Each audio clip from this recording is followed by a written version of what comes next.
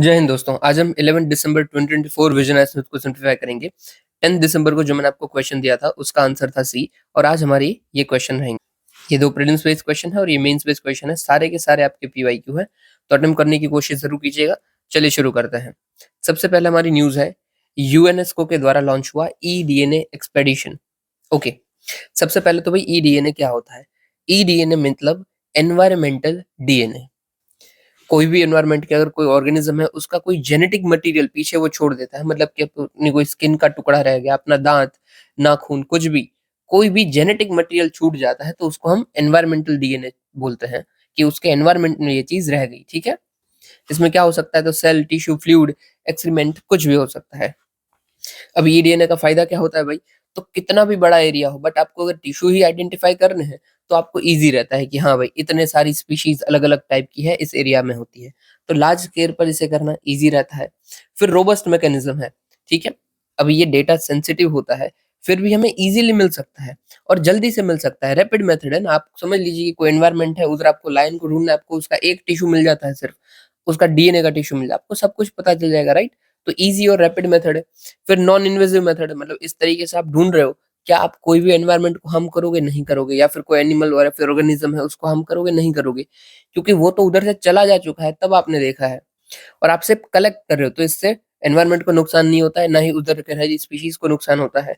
फिर cost effective sampling collection है, ये इजी रहता है, ज्यादा पैसा आपका नहीं जाता है, और आप पर्टिकुलर डिटेक्ट भी कर सकते हो कोई रेयर स्पीशीज है उसको भी, जैसे कि बेलीजियम हमने डिटेक्ट की थी, इन्वेजिव लायन फिश, जो कि कम दिखती है, हमें दिख गई। अभी सोच लो, ऐसे ही हम देखते तो पता ही नहीं चलता कि ये कोई वैसी भी फिश आ चुकी है, मतलब फिश के फुटप्रिंट्स तो होते नहीं है, राइट? हमें डीएनए सैंपलिंग करी तभी पता चला। तो ये फायदे होते हैं ईडीएनए। ठीक है, लिमिटेशंस क्या क्या होती है? तो सबसे पहले तो ये सिर्फ कंफर्म करता है कि इसकी प्रेजेंस थी, पर कब प्रेजेंस थी, उसका लाइफ स्टेज क्या है, नंबर्स कितने हैं उसके। समझ लीजिए कोई एक मुझे टिश्यू मिला है, अभी एक टिश्यू हो सकता है ना कि 10 ऑर्गेनिज्म, 10 स्पीशीज घूम रही है, उसमें से एक का कोई टिश्यू हो, तो मुझे नंबर साइज कभी भी कुछ नहीं पता चल सकता है, तो ये इसको लिमिटेशन है। फिर एब्सेंस है कोई मैनी स्पीशीज, कि हमारे पास उसका डेटाबेस ही नहीं है, कि समझ लीजिए कोई नई स्पीशीज आ गई, हमारे पास उसका डेटा ही नहीं है, तो क्या करेंगे? तो भी पॉसिबल नहीं होता है, राइट? और अदर में भाई कंटामिनेशन हो सकता है, हाई कॉस्ट हो सकती है सैंपलिंग को एनालाइज करने के लिए, मतलब जिसका आपको सैंपल पता ही नहीं है, उसको आप कितना पैसा डालना आपको पता ही नहीं चलेगा ना, क्योंकि ये टिश्यू तो आपने कभी देखा ही नहीं था, ये कोई नई ऑर्गेनिज्म है, तो उसमें दिक्कत होती है। ठीक है, चलिए, तो ये नॉर्मल सब लिमिटेशंस है, इतना कुछ खास नहीं है। अभी दूसरा क्या है कि जो एक्सपेडिशन लॉन्च किया था वो कहाँ पे किया था? Conducted in world Heritage marine sites. अभी देखो, वर्ल्ड हेरिटेज में तो आपको पता चलता है, ठीक है, जो एकदम कल्चरली इंपॉर्टेंट हो, बहुत पुराना हो, एंशियंट हो, ऐसी कोई साइट है तो वो वर्ल्ड हेरिटेज है हमारा। और ऐसी साइट में मरीन साइट की बात कर रहे हैं, मतलब जिसमें वाटर इंक्लूडेड होता है। तो ऐसी अप्रोक्सीमेटली 21 साइट्स में हम इसको एक्सपेडिशन को लॉन्च किए हैं, और भी आगे हम करने वाले हैं। ठीक है, दूसरा इसके साथ ही जुड़ा हुआ कौन सा एक और इनिशिएटिव है? तो ग्लोबल सिटीजन साइंस इनिशिएटिव। ये इतना याद रखने की आपको जरूरत नहीं, you can ignore it. Okay, अभी UNESCO World Heritage marine site के बारे में देख लेते हैं, तो ये बहुत इंपॉर्टेंट होती है। सबसे पहले इंडिया की बात कर ले, तो इंडिया में 26 जितनी उनके पेनिनसुलर एरियाज में है, और 106 जितनी अपने आइलैंड्स में है। ग्लोबली हम बात करें तो 18,000 जितनी है, 18,000, और उसमें से 70% जितने जी साइट्स है वो थ्रेटन है by climate change as per IUCN. और ये बहुत इंपॉर्टेंट होती है, क्यों? क्योंकि ये 35% जितनी मरीन स्पीशी को इंडिकेट करती है, होस्ट करती है। इंडिया में भी देख लीजिए, ये एक और डेटा देख लीजिए कि 1/5 जितना ब्लू कार्बन जो पूरे वर्ल्ड का है, वो यही मरीन हेरिटेज साइट कंजर्व करके रखी है। और इंडिया का सुंदरबन है, वो इंडिया की one of the largest marine sites है। ठीक है, चलिए अभी आगे देखते हैं, सुप्रीम कोर्ट के बारे में है। सुप्रीम कोर्ट ने भाई ग्रांट की है permission to commission a woman in army officer. और हाँ यार, ये बताना मैं भूल गया, अभी आपको एग्जाम में ये काम कैसे आएगा? देखो, मेन से इससे क्वेश्चन नहीं आ सकता है, ऑलमोस्ट पॉसिबल नहीं है, बट हाँ, ईडीएनए से आ सकता है। आपको सिर्फ इतना ही पूछा जाएगा कि ईडीएनए क्या है, और उधर ऑप्शन ऐसे होंगे कि इलेक्ट्रॉनिक डीएनए, आर्टिफिशियल डीएनए, ऐसा सब लिखा होगा, आपको थोड़ा हो सकता है कि कंफ्यूजन हो जाए, बट याद रखना है एनवायरमेंटल डीएनए। ठीक है, और दूसरा पूछा जा सकता है कि वर्ल्ड हेरिटेज मरीन साइट क्या हो सकती है, तो वो भी आपको ध्यान रखना है, और कोई क्वेश्चन इधर से नहीं आ सकता है। चलिए ऊपर देखते हैं, सुप्रीम कोर्ट ने भाई ग्रांट किया permanent commission to women army officer. सबसे पहले हम इसी की बात कर लेते हैं, ये परमानेंट कमीशन क्या है। तो 1992 में पहली बार बात की थी सेंटर ने कि भाई वुमेन को अलाउ किया जाए to join certain cadres in army, जैसे कि short service commission, army service corps. और फिर 2020 में हमने अलाउ किया कि भाई वुमेन भी बार्ड नहीं है from appointed as a permanent commission, हालांकि उनकी रिटायरमेंट ना होती है उनसे पहले हो। फिर हमने they were appointed as a short service commission officer with tenure of 10+4 years। और फिर सुप्रीम कोर्ट ने भी बोल दिया था Babita Punia versus and others versus case में कि हाँ भाई वुमेन भी अलाउ हो सकती है परमानेंट कमीशन के अंदर, कि वो भी कमांडेंट पोस्ट की होल्ड कर सकती है, वो इजी है, ठीक है। ये सब आपको पता होगा कि भाई हमने वुमेन को अलाउड कर दिया अभी, तो वुमेन की कायदे से रेजिमेंट भी बनाई है, कैडर भी बनाई है। अभी हमारा जो इंडिपेंडेंस डे था उस वक्त वुमेन की कैडर की परेड भी आपने देखी होगी, तो बस उसी के रिलेटेड बातचीत कर रही है, ठीक है। पर हमारी बात यहाँ पे हो रही है परमानेंट कमीशन की। ओके ओके, सबसे पहले तो हमने हाँ क्यों बोला, क्योंकि भाई वुमेन को ना बोलना it is violation of article 14, इसलिए हमने हाँ बोला। और सुप्रीम कोर्ट ने कौन सा आर्टिकल का यूज करते हुए ये बोला था, यहाँ पे जो केस है उसकी, तो 142 में। अभी देखो सबसे पहले तो 142 क्या बात करता है, तो ये सुप्रीम कोर्ट को पावर देता है कि वो किसी भी मैटर में कंप्लीट जस्टिस प्रोवाइड कर सकते हैं। मतलब उन्हें लगता है कि यार ये गलत हुआ है, कहीं पे भी गलत हुआ हो थ्रू आउट द इंडिया, वो खुद अपने पास केस लें और बता दें कि भाई ये मैं जजमेंट दे रहा हूँ, और वो जजमेंट पूरे इंडिया में लागू होगा। जैसे कि एक उन्होंने बता दिया था कि भाई जितनी भी स्कूल वाले एरियाज है उसके कुछ 100 या 200 किलोमीटर के एरिया में कोई भी शराब की दुकान नहीं हो सकती है, और ये थ्रू आउट द इंडिया लागू हुआ। वैसे ही ये परमानेंट कमीशन का केस गया था एक, permanent commission to women army officer Suprita Chandel versus Union of India and others case, जिसमें केस क्या था कि एज रिलैक्सेशन की डिमांड कर रही थी वुमन, ठीक है, जो भी केस के अंदर इन्वॉल्व थे। और इसकी भाई डिमांड को सुनते हुए सुप्रीम कोर्ट ने बोला कि हाँ भाई एज रिलैक्सेशन मिल सकता है इन सर्टेन क्राइटेरियाज। तो भाई एप्लीकेंट थे, जो सामने ऑफिसर्स थे, उन्होंने बोला कि हाँ भाई जो केस में इन्वॉल्व थी वुमेन्स, उनको ही एज रिलैक्सेशन मिलेगा और उनको ही सब कुछ फैसिलिटीज मिलेगी। बट सुप्रीम कोर्ट की वर्डिक्ट आई अंदर आर्टिकल 142 कि नहीं भाई सबको मिलेगी, जो जो भी इसके अंदर होगा उसको मिलेगी, वेदर वो इन्वॉल्व थे केस में या फिर इन्वॉल्व नहीं थे, ठीक है। इससे पहले सिमिलर जजमेंट दिए हुए अमृतलाल बेरी 1975, के आई शेफर्ड 1987।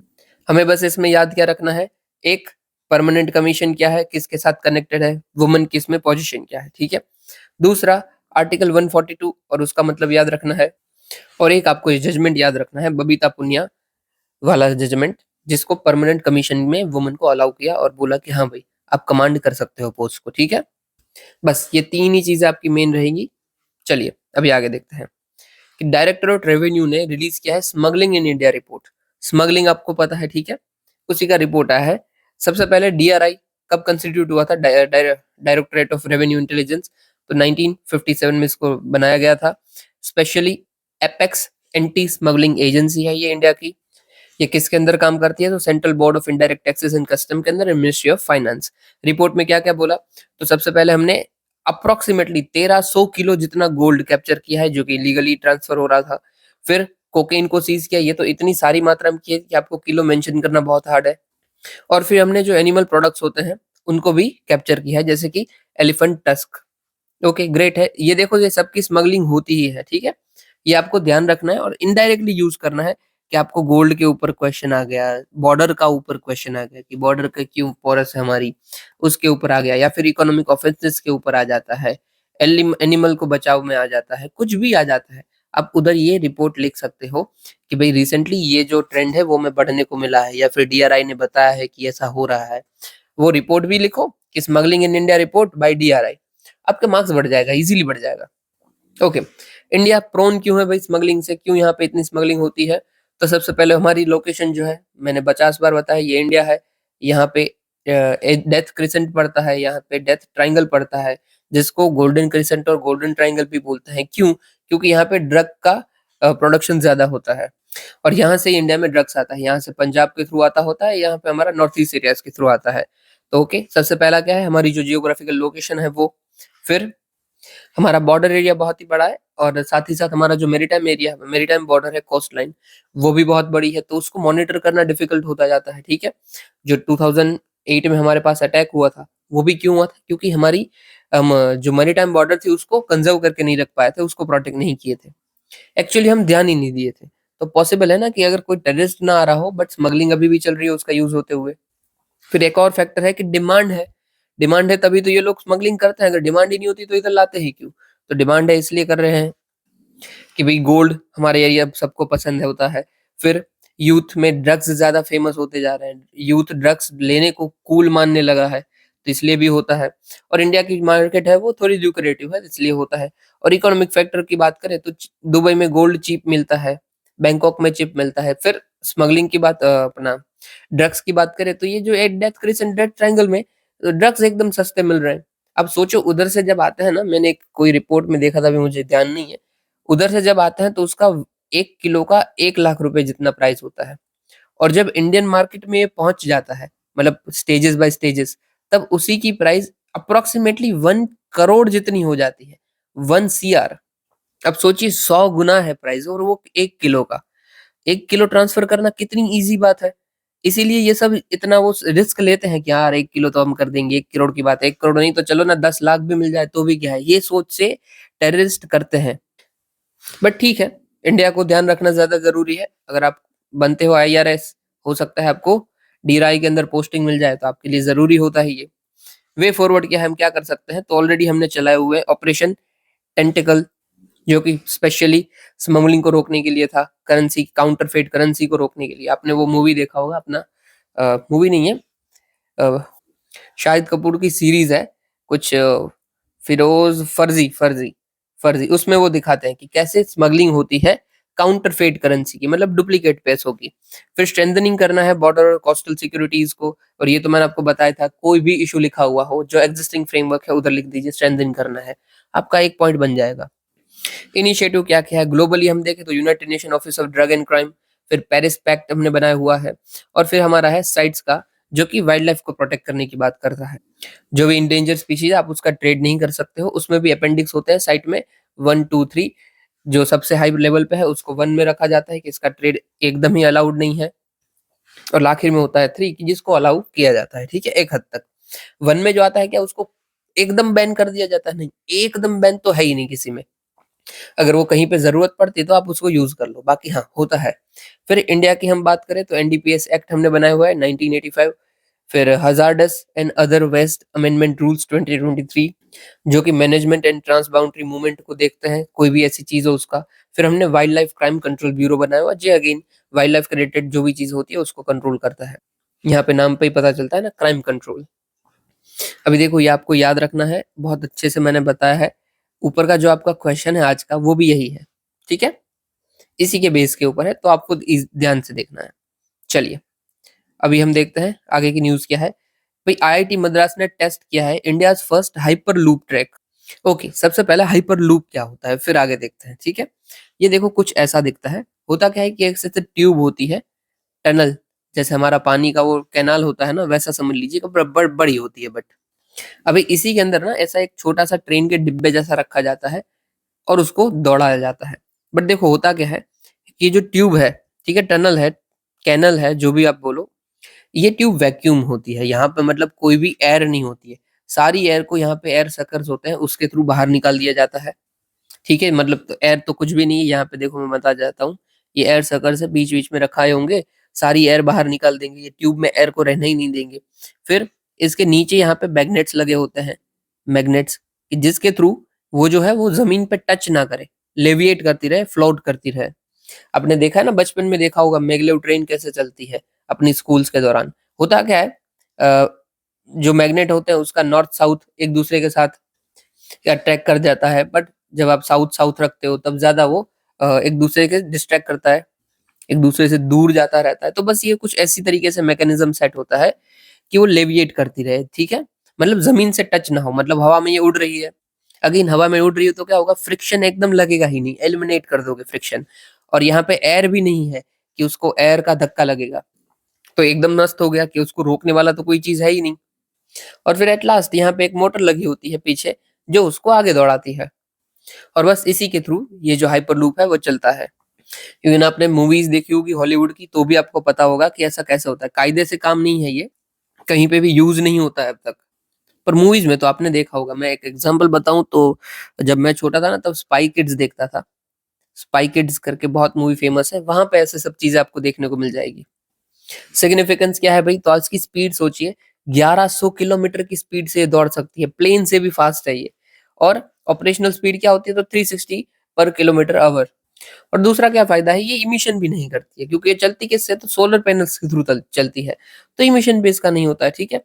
चैलेंज क्या क्या होता है, आप सोचिए, इतनी खतरनाक टेक्नोलॉजी है, सबसे पहला चैलेंज क्या होगा, हायर इनिशियल कॉस्ट, बहुत महंगा होता है। फिर डिजाइन और प्रोसेस इसको करना बहुत ही कॉम्प्लेक्स है। फिर जो टेरेन है उसके लिए लॉ पास करवाना भी मुश्किल है, क्योंकि अगर ये ट्यूब आप फैला रहे हो, तो आप सोचिए, समझ लीजिए कि पुणे से मुंबई जाना है, तो पुणे से मुंबई तक आपको ये ट्यूब बनानी है, एकदम ही नई, और कहाँ-कहाँ से पास हो रही है, वहाँ सब जगह आपको एनवायरमेंटल क्लियरेंसेस लेने होंगे। तो रेगुलेटरी बॉटलनेक्स है, ठीक है। सेफ्टी सर्टिफिकेशन चैलेंज है, हमें पता नहीं है ये कैसे काम कर सकता है। रेगुलेटरी अप्रूवल में दिक्कत है, टेक्नोलॉजिकल बैरियर्स भी है कि एक्सपर्ट्स की हमारे पास कमी है, टेस्टिंग फैसिलिटीज की कमी है, तो ये दिक्कत तो होती है, ठीक है। अभी न्यूज़ में देखते हैं क्या था भाई। तो भाई Hyperloop high speed transportation system है, consist of low pressure which capsules में travel free of friction and air resistance, ठीक है। ऑपरेटेड बाय एलन मस्क ने 2013 में सोचा था। हमने कहाँ पे अभी अभी टेस्ट किया है, तो मुंबई पुणे के रूट में टेस्ट किया है। India's first full scale hyperloop system है ये। और कितने रेंज के लिए किया, सिर्फ हमने 410 मीटर जितने टेस्ट किया है। बनेगा तब ये इंडिया पुणे में बनेगा, ठीक है। अभी बनते बनते तो सालों लग जाने वाले हैं, बट ठीक है, ये टेक्नोलॉजी आई है तो बनेगी तो जरूर। फिर हमारा ministry of new and renewable energy ने अमेंडमेंट किया है, approved models and manufacture of solar photovoltaic modules to order 2019। देखो, थोड़ा ब्रेक कर दो, इजीली समझ आएगा। अप्रूव मॉडल्स एंड मैन्युफैक्चरर्स, ठीक है, फॉर किसके लिए, तो सोलर फोटोवोल्टिक मॉड्यूल्स। तो किसके लिए काम कर रहा होगा, solar photovoltaic modules, PV cell जो हमारे हैं, उसके उसको मैन्युफैक्चर करने को ये बढ़ावा दे रहा है, दैट्स इट। इसके अंदर दो लिस्ट हमने बनाई हुई है, एक लिस्ट 2 है और एक लिस्ट 1 है। लिस्ट 1 के अंदर ऑलरेडी जो इशू हो चुका है 2021 में, उस मॉड्यूल्स और प्रोडक्ट्स की बात की जा रही है, और लिस्ट 2 में जो अभी हम कर रहे हैं उसकी बात है, ठीक है। इसमें हम क्या क्या यूज करने वाले हैं, तो गवर्नमेंट बेस्ड प्रोजेक्ट्स होंगे, जैसे कि नेट मीटरिंग प्रोजेक्ट है, open access renewable energy initiative है, वो सब इसके अंदर आ जाएगा। और इसके अंदर कौन नहीं आता है, तो जो ऑलरेडी प्रोजेक्ट है वो अप्रूव हो चुके हैं, उसके ऑर्डर इशू हो चुके हैं, वो इसके अंदर नहीं आता है, ठीक है। हमारा इसके अंदर मोटिव क्या है कि प्रमोट हमें करना है technology innovation, thin film solar modules को, मतलब पतले बनाना है, दैट्स इट, और कुछ नहीं। इंप्लीमेंट कब होगा, तो 1 जून 2026 से इंप्लीमेंट होगा। अभी हम अपनी मैन्युफैक्चरिंग की बात करें, तो हम देखो सोलर इंप्लीमेंट तो करते हैं, हर जगह पे लगाते हैं, बट जिसको वो जो प्रोडक्ट आ रहे हैं, पीवी सेल्स आ रहे हैं, वो ज्यादातर कहाँ से आता है, तो चाइना से आता है। हमारा इंपोर्ट का 62% जितना चाइना से आ रहा है। आप सोचिए, हाँ, फायदा हमारा हो रहा है, बट हमसे ज्यादा फायदा किसका हो रहा है, चाइना का हो रहा है। फिर वियतनाम मलेशिया से भी हम लेते हैं। क्रिटिकल मिनरल्स की हमारे यहाँ पे कमी है, जो कि सोलर सेल के अंदर लगते हैं। और फिर हमारे यहाँ पे रिसर्च एंड डेवलपमेंट की भी कमी है। हमने क्या-क्या इनिशिएटिव ले रखे हैं सोलर मैन्युफैक्चरिंग को बढ़ाने के लिए डोमेस्टिकली, तो पीएलआई स्कीम हमने लॉन्च की हुई है। पीएलआई स्कीम में क्या होता है, तो आपको प्रोडक्शन, एक्सपोर्ट के और कुछ-कुछ कंडीशन मेट करनी होती है, वो आप करते हो, तो उसके प्रोडक्शन के सामने आपको इंसेंटिव मिल जाता है, गवर्नमेंट आपको कुछ पैसा वापस दे देगी। फिर स्कीम हम लाए हैं, development of solar park and ultra mega solar power projects, FDI हमने 100% अलाउड किया है। और डोमेस्टिक कंटेंट रिक्वायरमेंट, डीसीआर, मतलब कि क्या कि भाई कोई प्रोडक्ट बन रहा है, उसमें इतना तो चीज डोमेस्टिक होना ही चाहिए, तो डोमेस्टिक कंटेंट रिक्वायर है, तो वो रिक्वायरमेंट। और फिर हम बेसिक कस्टम ड्यूटी इंपोर्ट, जो भी इंपोर्ट आता है उसके ऊपर कर देते हैं, ठीक है। चलिए अभी आगे बढ़ते हैं। इन शॉर्ट, जो ALMM ऑर्डर्स हैं वो काम क्या करते हैं, तो मैन्युफैक्चरिंग को सोलर फोटोवोल्टिक सेल में बढ़ाने का। फिर हमारा आखिरी है बड़ी news, ministry of port shipping waterways ने इंट्रोड्यूस किया है मर्चेंट शिपिंग बिल 2024। वो देखो, मर्चेंट शिपिंग, शिपिंग से आपको पता चल रहा है ये बोट की बात चल रही है, मैरीटाइम ट्रेड की बात चल रही है, तो इसके रिलेटेड जितने भी लॉज हैं वो और अच्छे हो जाए, इसके लिए हम बिल लेके आए, ठीक है। मर्चेंट शिपिंग एक्ट, ध्यान क्या आपको रखना है कि ये बिल है, तो एकदम रट्टाबाजी नहीं करनी है, धीरे धीरे याद रखना है। जैसे कि इस बिल ने क्या क्या बात की है, तो हम नेशनल शिपिंग बोर्ड बनाएंगे, ताकि जो शिपिंग की बात है उसको हम रेगुलेट कर सकें, ठीक है। फिर मैरीटाइम एडमिनिस्ट्रेशन के लिए हमने director general of maritime administration को अपॉइंट करेंगे। फिर वही वेसल होता है, उसका हम रजिस्ट्रेशन करेंगे कि ये सिटीजन का है, नॉन सिटीजन का है, ओवरसीज सिटीजन का है, कुछ भी है, कोई कंपनी के द्वारा एस्टेब्लिश है, स्टेट गवर्नमेंट है, स्टेट एक्ट के अंदर आता है, सेंट्रल एक्ट के अंदर आता है, वो सब कुछ हम देख लेंगे। ठीक है, ये सब बातें हैं कि ऐसा हम करेंगे। फिर ट्रांसफर ऑफ इंडियन वेसल और शेयर अगर कोई करना चाहता है तो वो कैसे हो सकता है, उसकी प्रोसीजर क्या है, इमरजेंसी में कैसे, सब कुछ आपको इधर मिल जाएगा। और फिर प्रिवेंट करना है कंटेनमेंट ऑफ और कंटेन करना है पॉल्यूशन को। ये हमारा इनलाइन होगा, हमारा जो गोल है ग्रीन शिपिंग, उसके साथ ये इनलाइन होगा। ठीक है, ग्रीन शिपिंग हो जाता है क्यों, क्योंकि ज्यादातर जितना भी ट्रेड होता है ना, वो शिपिंग के थ्रू ही हो रहा है, तो ये जरूरी है हमारे लिए। आगे, नीड फॉर बिल क्यों है, तो डिफाइन और सिंप्लीफाई करना ऑनरशिप के क्राइटेरियाज को, स्ट्रीमलाइन करना वैरायटी ऑफ रेगुलेशंस जो बहुत सारे लगे हुए हैं, उसको आप सिंगली अगर कर देते हो तो इजी रहेगा। और इंश्योर करना development of Indian shipping and efficient maintenance of Indian mercantile marine. In short यहाँ पे जो भी हमारी मरीन के थ्रू ट्रेड हो रहा है उसको अच्छा करने की बात है। और ये बिल है तो एकदम रट्टा मत मारना, बट कुछ प्रोविजंस आप याद कर सकते हो अगर आपको करना है तो, जैसे नेशनल शिपिंग बोर्ड हो गया, फिर पॉल्यूशन की बात हो गई, फिर जो वेसल के रजिस्ट्रेशन की बात होगी, वो सब आपको याद रह सकता है। इसमें अभी के लिए क्या पूछा जा सकता है, कुछ नहीं पूछा जा सकता है। ठीक है, और ये वाला था, इसमें भी कुछ नहीं पूछा जा सकता है, बट हाँ इसके पॉइंट्स को आप यूज कर सकते हो कि जैसे एक्सेप्शन है किसमें, प्रमोशन हम किसको कर रहे हैं, क्यों कर रहे हैं, चैलेंजेस हमारे पास क्या है, जैसे कि चाइना से इंपोर्ट आ रहा है, ये इंपॉर्टेंट पॉइंट है। ठीक है, चलिए, सारी बड़ी न्यूज हो गई है, अभी हम शॉर्ट न्यूज को कवर करते हैं। सबसे पहला हमारा है लोक अदालत। तो अभी अभी नालसा के चेयरमैन ने बोला है, नालसा ने पिछले 2024 में अप्रोक्सीमेटली 7 करोड़ 70 लाख केसेस को सॉल्व किया है। तो इट इज कमेंडेबल, बहुत ही अच्छा है, इसलिए रिपोर्ट मतलब ये बात बोली थी। ओके, सबसे पहले देख लेते हैं नेशनल लोक अदालत। मतलब लोक अदालत तो आपको पता है, ठीक है, नेशनल लोक अदालत जो नेशनल लेवल पे काम कर रही है। सबसे पहले किस एक्ट के थ्रू बनी हुई है, तो नालसा एक्ट के थ्रू बनी हुई है, sorry, legal service authorities act, उसमें से नालसा है। ठीक है, सिर्फ नेशनल में फिर लसा, लीगल सर्विस अथॉरिटी एक्ट। फिर क्या आपका बनता है, सालसा बनता है स्टेट लेवल के ऊपर, salsa legal service authority act. फिर डिस्ट्रिक्ट लेवल पे डालसा बनता है। ठीक है, और फिर तालुक लेवल पे तालसा बनता है, अगर वो बनाते हैं, ये जरूरी नहीं है। ठीक है, पर ये 3 तो होते हैं। लोक अदालत में इन शॉर्ट होता क्या है, समझ लीजिए कि आपको कोई छोटा मोटा केस है, और जनरली आप चाहते नहीं हो कि आप कायदे से वो कोर्ट में जाओ, अपना टाइम बिगाड़ो, तो लोक अदालत बोलती है कि आप लोक अदालत में चले जाइए और आपका डिसीजन जो होगा वो जल्दी हो जाएगा। इसमें भी कायदे से जो अपॉइंट होगा वो जजेस अपॉइंटमेंट होती ही है, ये अदालत ही है, बट छोटे लेवल की अदालत है। आपका जो केस है वो जल्दी सॉल्व हो जाएगा, बट हाँ, ये जो डिसीजन देगा ना, ये डिसीजन आपका फाइनल होगा, फिर आप अपील नहीं कर सकते। हाँ, एक्स्ट्राऑर्डिनरी सर्कमस्टेंसेस में आप कर सकते हो, ऐसा नहीं है, बट इन जनरल आप अपील नहीं कर पाओगे, और इसका उनका जो डिसीजन होगा वो फाइनल डिसीजन होगा। तो देख लीजिए नीचे लोक अदालत, तो it is alternate dispute resolution mechanism, एक लोक अदालत होता है। ठीक है, फिर आर्बिट्रेशन होता है, आर्बिट्रेशन, फिर काउंसिलेशन होता है, फिर मीडिएशन होता है, और एक हमारा होता है नेगोशिएशन। ठीक है, तो ये 5 मिलकर आपका बनाते हैं एडीआर। तो जब आपको एडीआर की बात पूछा जाए, ये ऑलरेडी पीवाईक्यू में आ चुका है, तो ये पांचों का आप लिखो तो आपका आंसर अच्छा बन जाएगा। और इवन जजेस के बारे में या फिर जुडिशरी के बारे में पूछा गया तो उधर भी बोलो कि हमें जुडिशरी के बाहर जाके, बाहर तो नहीं वैसे, हमें जुडिशरी का बर्डन कम करने के लिए लोक अदालत का यूज करना चाहिए या फिर एडीआर का यूज करना चाहिए, alternate dispute resolution mechanism. Okay, अभी आगे देखते हैं। जो लोक अदालत है वो लीगल सर्विस अथॉरिटीज एक्ट 1987 के थ्रू बनी है। इनका डिसीजन फाइनल और बाइंडिंग होता है, अपील नहीं हो सकती है। इसके पास सेम पावर है as per civil procedural code 1908। और इंडिया की फर्स्ट अदालत कहाँ पे ऑर्गेनाइज हुई थी, तो जूनागढ़ के अंदर 1982 में। चलिए अभी आगे देखते हैं process for removal of Rajya Sabha chairman. अभी देखो जो विपक्ष की पार्टी है ऑपोजिशन, उन्होंने मूव किया है नो कॉन्फिडेंस मोशन कि भाई चेयरमैन को हटा दीजिए।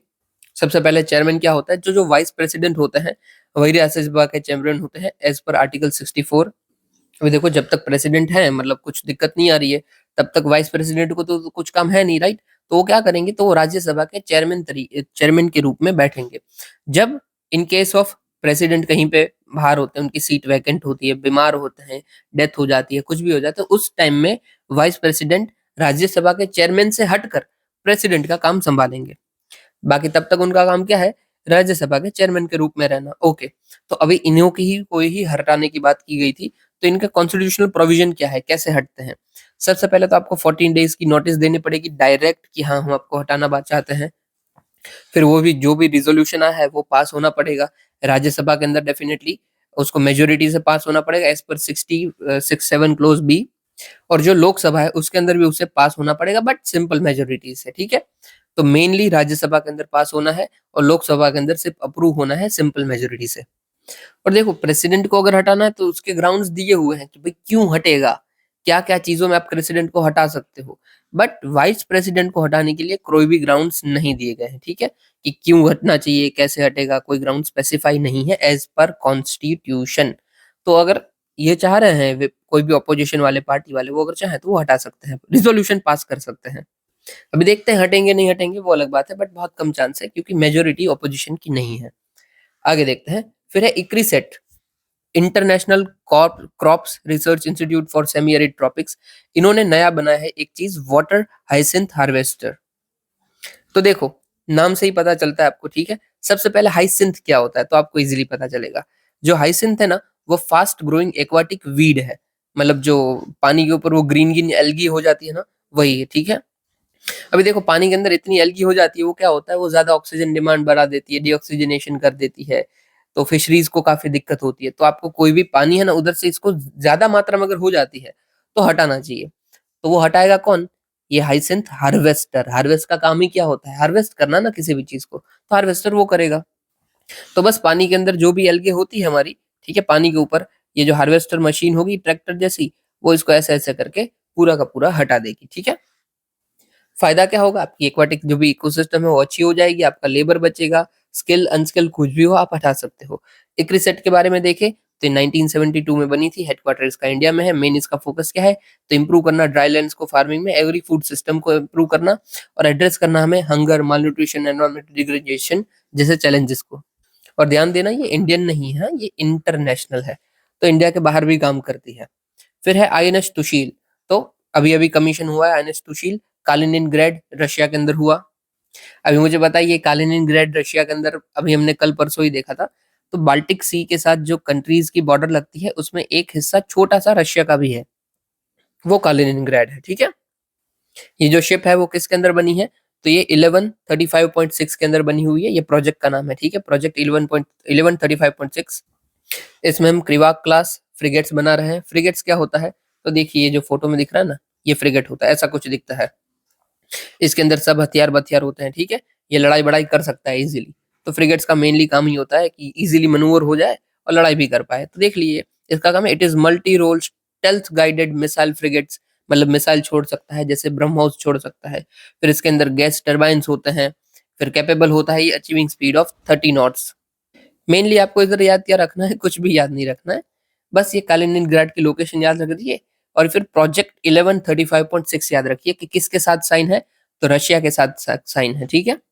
और जो सीडीएस की प्रिपरेशन कर रहे हैं वो याद रख सकते हैं कि भाई तलवार class, Tegh class, Krivak class, ये सब होगा क्या है कि जो यूजुअली पहली सबमरीन बनती, सबमरीन नहीं सॉरी, पहली फ्रिगेट्स बने, सबमरीन बने, कुछ भी बने ना, तो उससे हम नाम रख देते हैं कि भाई ये क्लास की है, ठीक है। या फिर ऑलरेडी नाम रखते हैं कि भाई स्कॉर्पियन क्लास बनाएंगे हम 3, ऐसा कुछ भी। फिर है T+0 सेटलमेंट, तो भाई स्टॉक मार्केट के अंदर आप कोई भी ट्रेड लेते हो, उसकी जो आपको एंड बैलेंस है वो आपको एक दिन के अंदर, अभी का मैकेनिज्म चल रहा है T+1, कि एक दिन के आखिर में मिल जाएगा, जो सेटलमेंट होगा वो एक दिन के में हो जाएगा। अभी सेबी ने क्या बोला है कि ये जो एक दिन वाला है ना उसको 0 कर दीजिए, T+0 कीजिए। उसका मतलब क्या है कि जिस दिन आपने किया है उसी के उसी दिन सेटलमेंट पूरा का पूरा हो जाए, ठीक है। तो 0 डेज मिल रहे हैं। तो शेयर अगर मैंने लिए हैं तो एक ही दिन के अंदर सेटलमेंट में दिखा देंगे, और सेल किए हैं तो भी वो दिखा देंगे। और ये कब से हम लागू करने की बात कर रहे हैं, तो दिसंबर 31 से लागू करने की बात कर रहे हैं। और इसमें टॉप 500 स्टॉक्स को पहले प्रायोरिटी में रखा जाएगा, फिर धीरे धीरे ऑप्शनल बनाया गया है, ठीक है। क्या है, दूसरे दिन से आप अगर इंप्लीमेंट करने जाओगे तो वो होगा नहीं, इसलिए। फिर ये एकदम ही इंपॉर्टेंट है, जो कि आईएमपी है, पूछा जा सकता है एग्जाम के अंदर, रिसीवेबल्स सिक्योरिटाइजेशन। देखो एक एग्जांपल लेते हैं, वैसे ही समझेंगे वरना समझ में नहीं आएगा, ठीक है। समझ लीजिए मैं कोई शॉप चलाता हूँ, मेरी इलेक्ट्रॉनिक्स की दुकान है, ठीक है, इलेक्ट्रॉनिक्स की दुकान है, मैं शॉप चलाता हूँ। अभी मैंने 2-4 फ्रिज बेच दिए हैं, बिल बना दिया है, बट उसका पैसा अभी तक मुझे नहीं मिला हुआ है। बिल रेडी है, ठीक है, बिल है मेरे पास, कि हाँ, ये बंदा लेके गया है और मुझे बोला है कि ये पैसा दे देगा 10 दिन के अंदर। पर मुझे अब तक मिला नहीं है और मुझे पैसों की ज़रूरत आन पड़ी है। मैं बोलता हूँ कस्टमर को कि यार पैसा दूँगा, तो कस्टमर बोलता है कि यार थोड़े दिन रुक जाओ, अभी मेरे पास नहीं है। मैंने बोला ठीक है, कोई बात नहीं। तो मैं क्या करूँगा पता है? ये किसी थर्ड पार्टी को मैं बेच दूँगा। अब ये जो बिल है ना, वो थर्ड पार्टी को बेच दूँगा कि कोई भी थर्ड पार्टी हो सकती है, ठीक है? वो बैंक हो सकती है या फिर कोई फाइनेंस कंपनी हो सकती है या फिर कोई इंडिविजुअल हो सकता है। अभी वो थर्ड पार्टी को बेच दूँगा बिल, मतलब क्या है? तो ये थर्ड पार्टी इसके बदले मुझे पैसा दिलवा देगी, दैट्स इट। जैसे हमारा बॉन्ड कैसे ट्रेड होता है कि भाई ये लो बॉन्ड, बॉन्ड का बस कागज ले जाओ, इस कागज के बदले आपको इतना पैसा मिल जाएगा। जब आपको वापस वो चाहिए होगा, मतलब उसका टेन्योर खत्म होगा, तब ये बॉन्ड लेके आना और अपना जो भी पैसा इन्वेस्ट किया था वो वापस लेके जाना। तो ये सेम इधर ही वही होता है। ये जो बिल है ना, इस बिल को हम सिक्योरिटी की तरह ट्रीट करते हैं कि ये बिल इशू किया जाता है। ये थर्ड पार्टी होगी, वो बिल इशू करेगी पब्लिक में या फिर कहीं पे भी जिधर उन्हें करना होगा फाइनेंशियल मार्केट में, और फिर इस बिल को ट्रेड किया जाएगा कि ये लो भाई 3 बिल है, 10-10 हज़ार के बिल है, ले लो जिसको चाहिए। तो ये बोलेंगे कि हाँ भाई ये लाओ, मैं इसके बदले 9,000 देता हूँ और जब भी टाइम आएगा तब इसके बदले मुझे इतना 10,000 दे देना, या फिर इसके ऊपर मुझे इतना इंटरेस्ट दे देना। मुझे क्या फ़ायदा मिलेगा? मेरे पास तो सिर्फ़ बिल ही था, कागज़ था, राइट? और मुझे पैसों की ज़रूरत थी, तो इसके बदले मुझे मिल गया मेरा पैसा, ठीक है? और सामने वाला जो ले रहा है इस बिल को, उसको क्या फ़ायदा मिलेगा कि मैं अभी तो पैसा दे दिया, मेरा ये पैसा क्या हो गया? इन्वेस्ट हो गया। इन फ्यूचर जब मुझे ज़रूरत पड़ेगी, तब इसको मैं ट्रेड करवा लूँगा कि बिल दिया, वापस मेरा पैसा मैंने ले लिया। इसके बदले और क्या फ़ायदा हो सकता है कि मुझे इंटरेस्ट मिल सकता है, ठीक है? दूसरा, ये जो बिल होगा समझ लीजिए 10,000 का, तो 10,000 का होगा मतलब ऐसा तो नहीं है ना 15,000 दे दूँगा, उससे थोड़ा-सा कम दूँगा, तो पॉसिबल है कि मुझे कम में मिल जाए। तो बस यही होता है रिसीवेबल सिक्योरिटाइज़ेशन। इसका नाम रिसीवेबल क्यों है? क्योंकि जो भी मेरे बिल्स होते हैं ना, जिधर से मुझे पैसा लेना बाकी है, वो कैश आने वाला है, तो उसको हम बोलते हैं रिसीवेबल्स। और सिक्योरिटाइज़ेशन मतलब ऐसे रिसीवेबल को सिक्योरिटी में कन्वर्ट करवा देना। क्योंकि सिक्योरिटी ट्रेड होती है ना, तो वैसे मैंने कन्वर्ट कर दिया, तो इट इज़ रिसीवेबल सिक्योरिटाइज़ेशन। फ़ायदा क्या होता है देख लीजिए, तो allow MSME to unlock their value tied up in outstanding payments and gain access fund quickly. Done है? चलिए अभी आगे देखते हैं। Champions of earth award 2024। देखो नाम से ही पता चल रहा है ये किसको दिया जा रहा होगा, तो जो अर्थ को बचाने का काम किए रहे हैं उसको दिया जाएगा, राइट? तो कोई सस्टेनेबल कोई सॉल्यूशन लेके आए, इनोवेशन लेके आए, कोई ऑर्गेनाइजेशन है या फिर कोई पर्सन है, किसी को भी दिया जा सकता है अगर वो अच्छा काम किए हैं तो। वो एनुअली दिया जाता है, ठीक है? एनवायरनमेंट को रिलेटेड कोई भी चीज़ में ऑनर को हम दिखाते हैं। अभी ये न्यूज़ में क्यों था? तो अभी ये मिला है 2024 में माधव गडगिल को, इसलिए न्यूज़ में था। माधव गडगिल क्या है? तो वेस्टर्न घाट के रिलेटेड इनकी रिपोर्ट आई थी, गडगिल कमिटी की रिपोर्ट, इसलिए इनको दिया गया है, ठीक है? ये वर्क को उसको रिकॉग्नाइज़ किया गया है, ये जो वेस्टर्न घाट के रिलेटेड रिपोर्ट थी उसको। उन्होंने देखो बोला क्या-क्या था, मेजर प्रोविजंस मैं आपको यहाँ पे बता देता हूँ, कि जैसे वेस्टर्न घाट्स हैं, उसको 3 ज़ोन में डिवाइड कर दिए कि इकोलॉजिकली सेंसिटिव ज़ोन 1, 2 एंड 3, मतलब जो एकदम ही ज़्यादा प्रोटेक्ट करने की ज़रूरत है उसको 1 में डालो, और जो इतना प्रोटेक्ट करने की ज़रूरत नहीं है उसको 3 में डालो। फिर दूसरा उन्होंने क्या बोला था कि जो भी क्लियरेंसेस देने की बात होती है ना, एनवायरमेंटल क्लियरेंस देना, वो कैसे देंगे? तो जिधर भी एरिया में आपको क्लियरेंस चाहिए, उधर की ग्राम सभा को आप इन्वॉल्व कीजिए और आप क्लियरेंसेस लीजिए। तो इससे क्या होगा, जो अप्रूवल प्रोसेस होगा ना, वो एकदम ही डिसेंट्रलाइज़ हो जाएगा। तो इसका भी फ़ायदा मिला था भाई। तो ऐसी बहुत सारी थी, ये मेन मुझे 2 याद है तो मैंने अभी आपको बता दिया कि हाँ भाई ऐसा था। चलिए अभी आखिरी देखते हैं हमारा यहाँ पे कोस्टल हार्डनिंग की बात करिए। देखो नाम को ही तोड़ो, कोस्ट को क्या करना है? हार्ड करना है।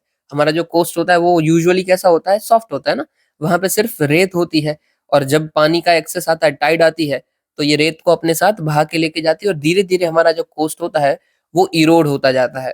कोस्टल इरोजन में सबसे ज्यादा इरोजन कौन से स्टेट में देखने को मिला है? अभी आपको पता हो तो मुझे कमेंट सेक्शन में बता देना। ये हमने थोड़े दिनों पहले ही बात की हुई है, ठीक है? चलिए, as per study 33% of world के सैंड बीचेस है वो हार्ड हो चुके हैं, और यहाँ पे लिखा हुआ है Bay of Bengal occupies the first position with 84% of coastal hardening. Coastal hard क्यों करेंगे? ये रेत का होता है, वो इरोड हो जाता है ना, तो कोस्ट को हार्ड कर दो। कोई सीमेंट का हमने स्ट्रक्चर बना के रखा है, ठीक है, या फिर पत्थर पत्थर पत्थर बना दिए हैं, जैसा मुंबई में आपको फेमसली देखने को मिलता है, वो ट्राइंगल शेप जैसे ऐसे ऐसे रखते हैं, ठीक है, ऐसे आपने बना दिए पड़े हैं। या फिर यहाँ पे जो आपको स्ट्रक्चर दिख रहा है इस जगह जैसा कुछ बना दिया है, ये तो वैसे रेत है बट ऐसा हार्ड बना दिया हो, तो उसको कोस्टल हार्डनिंग बोलेंगे। That's it. कोस्ट इरोड ना हो उसके लिए बनाया जाता है, ठीक है। फायदा क्या होगा इसका, तो डिक्रीज हो जाएगी हमारी फायदा नुकसान दोनों लिखा हुआ है यहाँ पे, सॉरी। आपकी बायोडाइवर्सिटी डिक्रीज हो जाएगी, इकोसिस्टम की जो फिशरीज प्रोडक्शन है वो रिड्यूस हो जाएगा, इकोलॉजिकल कम्युनिटी हो उनको भी ऊपर भी इफेक्ट पड़ेगा, जैसे कि इन्वेजिव स्पीशीज को ये फेवर कर सकता है, और loss of sandy coastline. और मेन फायदा क्या है, तो शोर लाइन जो रिट्रीट होती है, इरोज होती है, उसको आप बचा पाओगे। ओके, फिर है राजगोपालाचार्य जी, उनकी बर्थ एनिवर्सरी थी, उसका ये लिए न्यूज में है। इनको चक्रवर्ती राजगोपालाचारी भी बोला जाता था, और इनको राजा जी का टाइटल भी दिया गया था। ये आप जानते ही होंगे, आप मॉडर्न हिस्ट्री पढ़े हो तो इनके जानते होंगे। ये लॉयर थे, एडमिनिस्ट्रेटर थे, पेट्रियट थे, सोशल रिफॉर्मर थे। ये बहुत सारी जो हमारी सत्याग्रह हुए उनमें साथ से गांधी जी के, जैसे कि रॉलेट एक्ट में के दौरान, नॉन कॉपरेशन के दौरान, वाइकॉम सत्याग्रह, सिविल डिसोबीडियंस मूवमेंट। और हाँ, ये क्वेश्चन पूछा जाता है, देखो राजगोपालाचारी जी ने सिविल डिसोबीडियंस मूवमेंट के दौरान, मतलब कि जो हमारी शॉल्ट मार्च हुई थी उसके दौरान कौन से एरिया से मार्च की थी, ये पूछा जाता है। इनडायरेक्टली भी पूछा जाता हो तो आपको पता होना चाहिए। तो इन्होंने त्रिचिनोपल्ली से, त्रिची से वेदारण्यम से मात की थी, वेदारण्यम, ठीक है। इसीलिए ये इन्होंने जो मार्च की थी ना उसको वेदारण्यम मार्च भी बोलते हैं, ठीक है। त्रिचीसु वेदारण्यम, इसीलिए इसको वेदारण्यम मार्च भी बोलते हैं। फिर ये कॉन्स्टिट्यूएंट असेंबली के भी मेंबर रहे थे, और इन्होंने स्वतंत्रता पार्टी का फाउंडेशन रखा था। और हाँ, ये न्यूक्लियर वेपन जो होता है, न्यूक्लियर होता है, उनके ये बहुत अगेंस्ट थे कि भाई ये गलत हो रहा है, ये नहीं होना चाहिए। इनका भाई फेमस क्या है, तो राजाजी प्लान फेमस है। मॉडर्न हिस्ट्री में आपको पढ़ने में आता है राजाजी प्लान, या फिर राजगोपालाचारी फॉर्मूला, कि जो इंडिया पाकिस्तान डिवीजन की बात चल रही थी, एडमिनिस्ट्रेशन कैसे होना चाहिए उसकी बात चल रही थी, तभी आया था। अभी देखिए, हमने राजाजी प्लान की बात की है, यानी कि राजगोपालाचारी फॉर्मूला की बात की है, तो उसको भी देख लेते हैं। सबसे पहले तो ये लाया क्यों गया था, तो कांग्रेस के बीच में और मुस्लिम लीग के बीच में थोड़ा कॉम्प्रोमाइज हो जाए उसके लिए हम लेके आए थे, और गांधी जी ने इसको सपोर्ट किया था, ठीक है। अपोज किसने किया था, डेफिनेटली मुस्लिम लीग ने अपोज किया था, जिन्ना के द्वारा इनको अपोज किया गया था। ओके, इस प्लान के अंदर हमारी क्या क्या बात हुई थी, सबसे पहले तो ये बोला गया राजा जी के द्वारा कि भाई मुस्लिम लीग एक्सेप्ट कर ले कि कांग्रेस की जो डिमांड है इंडिपेंडेंस की उसको, ठीक है। दूसरा, जो प्रोविंस है, जैसे कि नॉर्थ वेस्ट प्रोविंस और नॉर्थ ईस्ट इंडिया वाले प्रोविंस जो भी हैं, वहां पे प्लेबिसाइड हो जाए, आफ्टर इंडिपेंडेंस प्लेबिसाइड हो, और उधर की जो भी पॉपुलेशन बोले कि भाई अलग से सेपरेट सॉवरेन स्टेट होना चाहिए या फिर नहीं होना चाहिए, उसके मुताबिक सब डिसीजन हो। फिर एक प्रोविजनल गवर्नमेंट हो एट सेंटर, जो कि सबको ऊपर देखेगी, जो मतलब सेंटर एक हो। और मेजर पॉइंट जैसे कि डिफेंस, कॉमर्स और कम्युनिकेशन के लिए एक जॉइंट एग्रीमेंट बनाया जाए, मतलब सबके लिए, जो दोनों के लिए एक हो। बट इसको अपोज किया गया बाय मोहम्मद अली जिन्ना। उन्होंने सबसे पहले तो क्या कहा कि भाई मेरी तो टू नेशन थियरी है, ठीक है, मुझे दो नेशन बनाना है, यही नहीं बनता है। फिर जो नॉर्थ वेस्ट और नॉर्थ ईस्ट वाले प्रोविंस की बात है, वहां पे आप बोले कि सारी पॉपुलेशन का प्लेबिसाइड करवाया जाएगा, नहीं। जबकि प्लेबिसाइड मैं बोलता हूँ कि सिर्फ मुस्लिम पॉपुलेशन का ही हो, सारी पॉपुलेशन का न हो। मतलब मोहम्मद अली जिन्ना का यही कहना था कि जो अगर प्लेबिसाइड करवाए, प्लेबिसाइड मतलब क्या, कि उधर की जो भी पॉपुलेशन है उनका पूछ लेना कि भाई क्या करवाना है। तो मोहम्मद अली जिन्ना बोल रहे थे कि सिर्फ मुस्लिम पॉपुलेशन से ही पूछा जाए, कि अगर कोई हिंदू, क्रिश्चियन, पारसी है तो उन्हें नहीं पूछा जाए कि उन्हें अलग नेशन चाहिए या नहीं चाहिए, सिर्फ मुस्लिम को पूछा जाए। तो ये गलत था, बट ठीक है। साथ ही साथ मोहम्मद अली जिन्ना ने ये भी बात बोली कि वो कॉमन सेंटर को भी अपोज करते हैं। कैसे करेंगे, अगर उन्हें दो नेशन थियरी चाहिए तो वो कॉमन सेंटर तो नहीं मानेंगे, राइट। तो बस यही था हमारा राजाजी प्लान। और इसके बाद और पहले भी कोई कोई आए थे, हमारा फोकस ये था राजाजी प्लान। सबसे पहले इंडिपेंडेंस के दौरान सबसे पहला आया ऑगस्ट ऑफर 1940 के दौरान, फिर क्रिप्स मिशन आया 42 में, फिर Rajaji plan, Desai Liaquat plan, Wavell plan, cabinet mission plan.